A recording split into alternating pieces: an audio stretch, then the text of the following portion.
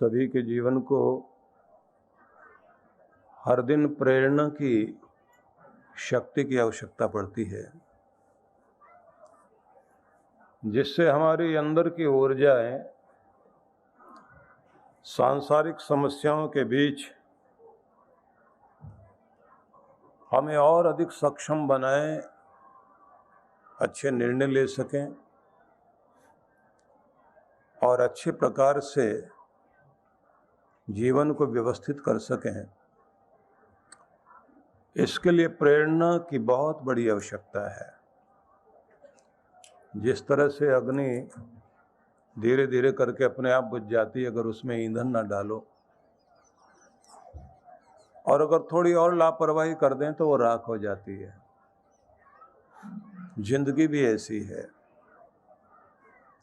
इसकी अग्नि को जलाए रखना पड़ता है। समय के साथ इसमें ईंधन डालना जरूरी है। उद्बुद्ध करने वाली शक्ति की आवश्यकता पड़ती है। कोई भी व्यक्तित्व कितना ऊंचा है पता लगता है कि उसके विचार कैसे हैं, उसकी संगति कैसी है, क्योंकि संग का रंग जीवन में आता जरूर है। और कोई व्यक्ति कितना व्यथित है ये इस बात पर निर्भर करता है कि वो कितना अव्यवस्थित है, क्योंकि अव्यवस्थित होने से ही व्यथित होना शुरू हो जाता है व्यक्ति। व्यवस्थित होने के लिए भी प्रेरणा की आवश्यकता पड़ती है। इसलिए भारतीय मनीषा ने इस बात पर बहुत बल दिया है कि हर व्यक्ति को हर दिन कुछ न कुछ पढ़ना, जानना, सीखना आवश्यक है। और वो भी वैसा पढ़ना, सीखना, जानना जिससे आप ब्रह्मांडीय ऊर्जा से जुड़ सकें, यूनिवर्स से जुड़ सकें। जितना दिमाग आपका काम करता है अपने आप में बहुत अद्भुत है, लेकिन ब्रह्मांड का अपना एक मस्तिष्क है जो सुप्रीम पावर के द्वारा संचालित होता है। उसके आधार पर संसार में ये सारे नियम काम करते हैं। और ब्रह्मांड में जितनी भी तरह की ऊर्जाएं अलग अलग हैं, जिनको हम देव शक्तियां कहते हैं। कोई समृद्धि की शक्ति है, कोई हमें अलग तरह का बल, पावर देने वाली कोई फोर्स, कोई शक्ति काम करती है। कोई विद्या की है। समृद्धि की भी 16 अलग अलग शक्तियां होती हैं। कोई योग लक्ष्मी है, कोई भोग लक्ष्मी है, कोई सत्य लक्ष्मी है, कोई अमृत लक्ष्मी है, कोई काम लक्ष्मी है, कोई संतान लक्ष्मी है, कोई भवन लक्ष्मी है। जिस फ्रीक्वेंसी पर आप का मस्तिष्क काम कर रहा होता है उसी तरह की तरंगें आपके अंदर आनी शुरू हो जाती हैं। हार्मोनल सिस्टम भी आपका काम करने लग जाता है, भावनात्मक रूप से भी आप वैसे होने लगते हैं। और उसी तरह से आपके एक्शन भी होते हैं।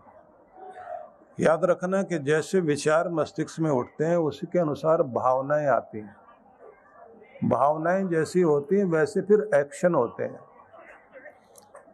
तो ये मनोविज्ञान ज़्यादा बारीकी में ना जाएं आप, बस इतना समझ लीजिए कि प्रत्येक व्यक्ति को प्रेरणा की हर दिन आवश्यकता पड़ती है। और वो प्रेरणा, कुछ लोग गलत दिशा में प्रेरणा देने वाले मिल जाते हैं।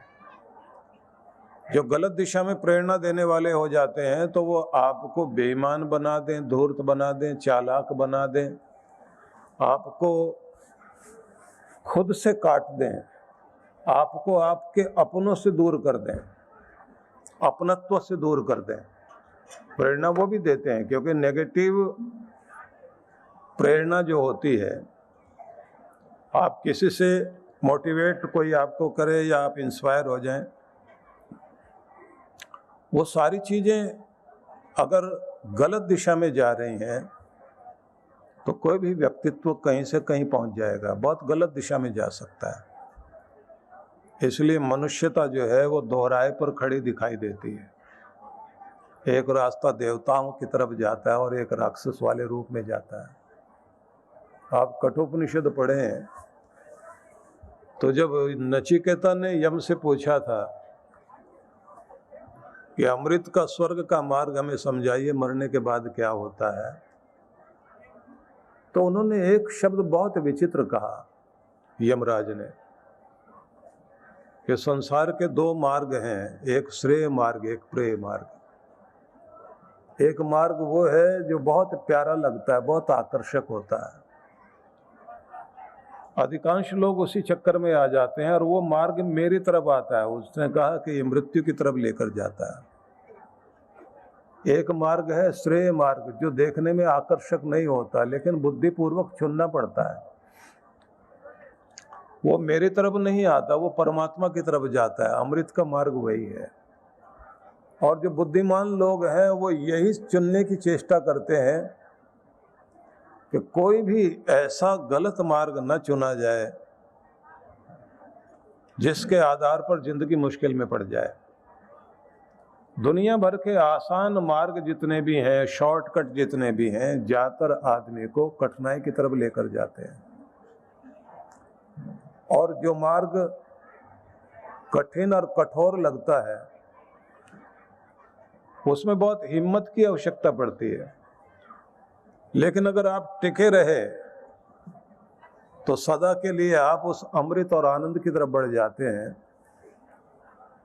जिसके आपने पहले कल्पना भी नहीं की होती। इसलिए चुनाव करने के समय में हमें बहुत बुद्धिमान और समझदार होना चाहिए। तो एक तो ये माना गया कि हर दिन गुरु उपदेश को सुनना चाहिए। गुरु उपदेश क्या है? तो इसके लिए कहा गया है तद विज्ञानार्थम स गुरुमेव अभिगच्छेत। शास्त्र ऐसा कहता है। उस तत्व को जानने के लिए, परब्रह्म को जानने के लिए व्यक्ति को क्या करना है?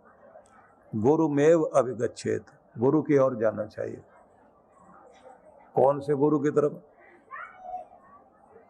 श्रोत्रियम ब्रह्मनिष्ठम, वैदिक ज्ञान से जो संपन्न है, श्रोत्रिय है, ब्रह्मनिष्ठम, ब्रह्मनिष्ठ है, साधना में, ध्यान में, भक्ति में जिसने अपने आप को परमात्मा के धाम में वहां गोते लगाए हों और कृपा को प्राप्त किया हो, लेकिन रहता सामान्य व्यक्ति की तरह हो, क्योंकि नाटक करते ही प्रदर्शन करने वाला आत्मदर्शन नहीं कर पाता। वासना में पड़ा हुआ व्यक्ति उपासना में नहीं बैठ पाता। भूलोक की यात्रा में पड़ा हुआ आदमी शिवलोक की यात्रा की तरफ नहीं जा पाता। विषाद में पड़ा हुआ व्यक्ति परमात्मा के प्रसाद को नहीं प्राप्त कर पाता। इसलिए कहा गया समित पाणी, हाथ में समिधाएं लेकर गुरु के निकट जाओ। समिधा से मतलब होता है वो ईंधन जो आप हवन में डालते हैं। तो उन समिधाओं को लेकर जाने का मतलब है कि तन से, मन से, पूरी तरह से आप जलने को तैयार हैं, अग्नि प्रचंड करने को तैयार हैं, गुरु की आज्ञा पालन करने के तैयार हैं। और उसके बाद में फिर माना जाता है कि गुरु के निर्देश में नियम और अनुशासन का पालन करें। अब ये बात बहुत ध्यान से समझने की है। आपकी जिंदगी में कोई ना कोई नियम होने चाहिए, अनुशासन होना चाहिए, डिसिप्लिन होना चाहिए। और जिस तरह से आप संसार के पदार्थ पाने के लिए योजना बनाते हैं, उसी तरह से आप आत्म उत्थान और आध्यात्मिक प्रगति के लिए भी योजना बनाकर चलें। अब इसमें एक बात बड़ी महत्वपूर्ण, आपका भोजन बनता है तो बहुत नाप तोल कर उसमें आप जो है मसाले, नमक आदि, मिर्च आदि डालते हैं। कुछ भी अगर नाप तोल में गड़बड़ हो गया तो स्वाद बिगड़ जाएगा ना। कि ऐसे ही आपको नाप तोल कर दिनचर्या व्यतीत करनी है, अति नहीं होने देना। संवाद हो, विवाद नहीं होना चाहिए। जहां आपका संवाद विवाद में बदल गया वहीं आप ट्रैक से उतर गए। जहां आप किसी भी चीज का स्वाद लेते लेते और स्वाद में लिप्त हो गए और आप सेहत बिगाड़ने पर तुल गए तो संतुलन बिगड़ रहा है और गड़बड़ की तरफ जा रहे हैं। तो नाप तोल कर जब आप जीवन जीने लग जाते हैं तो कहते हैं यहाँ से आप गुरु के नियमों का पालन करते हुए एक आध्यात्मिक व्यक्ति होते जा रहे हैं। आगे फिर कहा गया है कि गुरु का जो सत्संग है पूर्ववर्ती ज्ञानी ध्यानी महान पुरुषों के हजारों वर्षों के अनुभव का निचोड़ उस युग के अनुकूल बनाकर गुरु आप तक पहुंचाता है।